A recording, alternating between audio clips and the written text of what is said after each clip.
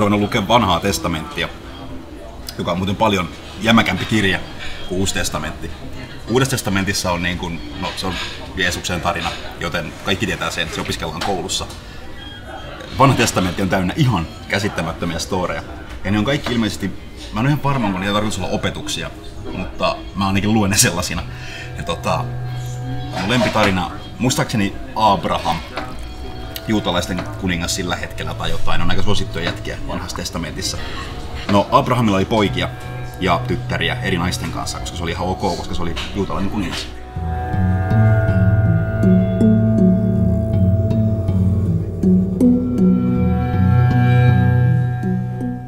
Abrahamin poika halusi panna tosi paljon siskoonsa, siis todella paljon.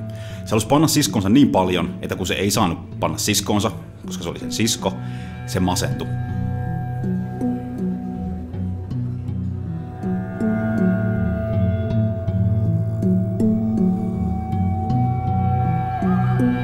Lopulta tämä Abrahamin poika masentui niin pahasti, että jopa tämän Abrahamin toinen poika, tämän masentuneen pojan velipuoli, huomasi, että tämä jätkä oli ihan paskana. Että lopulta tämä broidi tuli ihan itse kysyyn tätä masentuneelta jätkältä, että broidi, että miksi sä oot noin paskana? Mikä hätänä? No siihen tämä masentunut jätkä oli sillä, että kuulee, että mä haluaisin tosi paljon panna mun siskooni, mutta mä en voi, koska se on mun sisko. Siihen tämä velipuoli nokkelana kaverina osasi heti sanoa, että kuule veli, että mulla on sulle suunnitelma. Tekeydyt sairaaksi, ja kun sulta tullaan kysyyn, että mitä hätänä, kerrot niille, sä haluat, että sun sisko tulee leipoon sulle taatelikakun. Sitten kun sun sisko tulee, leipoo sulle taatelikakun, sit panet sitä. Masentunut poika mietti hetken aikaa tätä hienoa suunnitelmaa ja päätti vaan, että joo, näin tehdään. Abrahamin poika tekeytyy sairaaksi. On ihan vuoteen oma. Koko kansa oikeesti on ihan pasia. Siellä muistaakseni mainitaan, että kansa suree poikaa, joka on sitten sairasta päästäkseen paneen siskoonsa.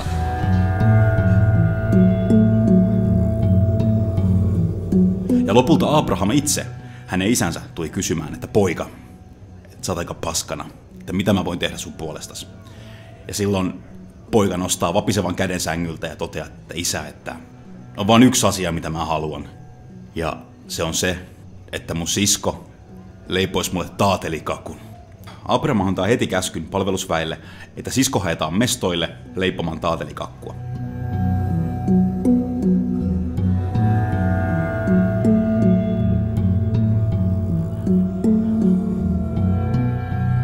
Sisko tulee mestoille ja huomaa, että veli on kipeänä.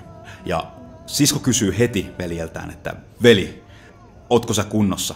Sä oot ollut kuukauden tosi paskana. Voinko mä tehdä jotain sun puolesta? Siihen tää masentunut poika sanoo sängyn perältä. Systeri, että musta tuntuu, että mä delaan. Ja mun viimeinen asia, mitä mä haluan maailmassa, on se, että sä leivot mulle taatelikakun. Sisko sanoo, totta kai mä leivon sulle kakun. Sisko menee, leipoo omin käsin kakku veljelleen. Veli koko ajan odottaa sängyssä. Lopulta tämä sisko tulee broidin Salosen taatelikakun kanssa. Sanoo sille broidille, että broidi, tässä on sulle taatelikakku. Että tämän pitäisi olla ihan vitu hyvää. Syö se on sun. No, tässä vaiheessa tämä broidi ottaa systeriä kädestäkin ja sanoo, systeri, vitut kakusta, mä panen sua. Ja siinä vaiheessa sisko ei ole missään nimessä kauhuissaan, ei varsinaisesti edes ylläty, vaan on sillä niin kuin, että veli, että ei me voida panna, että me ollaan sisko ja veli. Mutta jos sä kysyt meidän isältä Abrahamilta, että se vihkii meidät, niin sit me voidaan panna. Tää broidi miettii hetken aikaa, että ei, ja panee siskonsa. Ja sit ei muuta, se oli se opetus.